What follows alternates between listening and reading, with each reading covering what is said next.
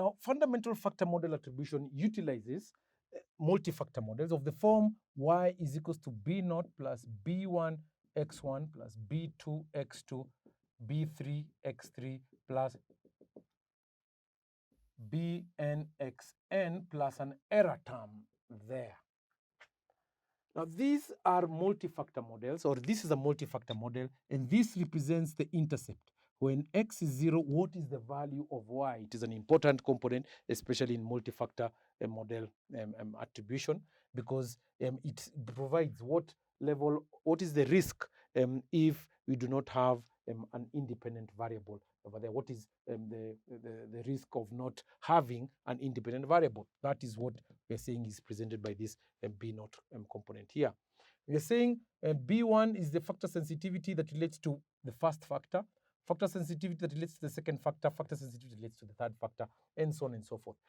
E, or the error term, like I had explained in our previous lessons over here, that error, what is not explained by these independent variables, is explained by other factors that are not included in the model right there.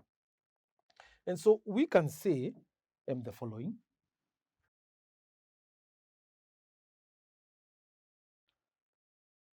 What are the specific steps involved under fundamental factor model attribution? We are saying that fundamental factor model attribution should be possible to develop multi-factor models to conduct micro-attribution analysis. It involves combining economic sectors, this is important, with other fundamental factors, for example, company size, company characteristics, and etc. there. So, what does it involve? What is involved in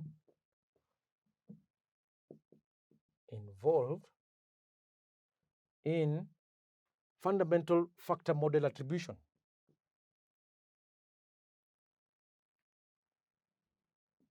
Factor model attribution.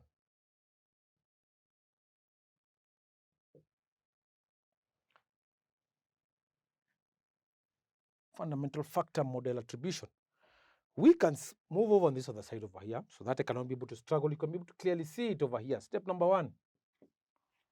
We're saying identify the factors that will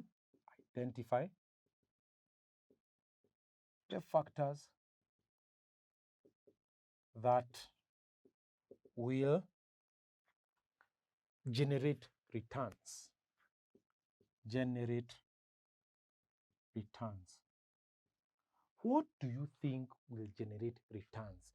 Which sectors will generate returns? What combinations of each sector will generate returns? That is what you're supposed to do under the first step over here. We identify the factors that will generate returns, period. Number 2, we determine the exposures of the portfolio. Determine the exposures of the portfolio. Determine the exposures of the portfolio and benchmark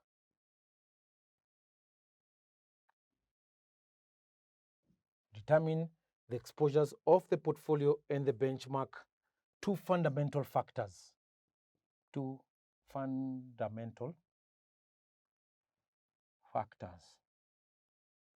Like that. So what are we saying?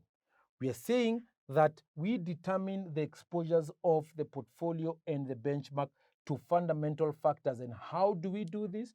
We just get the normal exposures and we less the actual exposures. So we get the normal exposures minus the actual exposures. Actual exposures to the factors. That. Step 3. We determine the manager's exposure. Determine the manager's exposure. We determine the manager's exposure to each factor,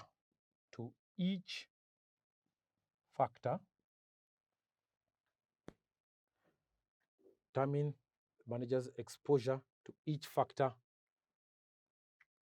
and rather what I've done is that I've just interchanged them, pardon me. So we're saying under step 2, we determine the exposures of the portfolio and the benchmark to fundamental factors, to fundamental factors at the start. This should be at the start, and then this one comes right over here.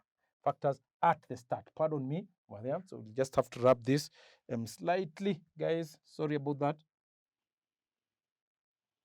At the start is not the normal exposure, sorry about that.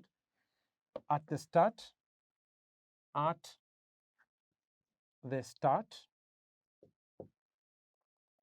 so we determine the exposures of the portfolio and benchmark to fundamental factors at the start. And then number 3 is where now we are saying we determine the manager's exposure. So determine the manager's exposure. Determine the manager's exposure to each factor.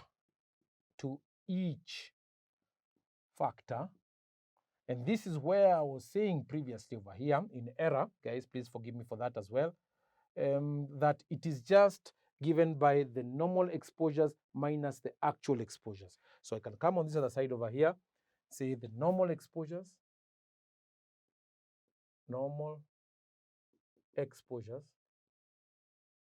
minus the actual exposures. Normal exposures minus the actual exposures. That gives us, or that will enable us to determine the manager's exposure to each factor here. The normal versus the actual over there. Finally, number 4, determine the active impact. Determine the active impact, i.e., this is addressed. This is the added return, not the address. This is the added return due to the manager's active exposures. Due to the manager's active exposures. That. So we're saying determine. So this should be not determine, it's determine, pardon me. Determine the active impact, i.e., this is the added return due to the manager's active exposure. How unique was the manager's skill in trying to allocate funds to specific asset classes to generate excess return? So we determine the active impact, i.e., this is the added return due to the manager's active exposures there. And that is how we can be able to conduct a fundamental factor model attribution.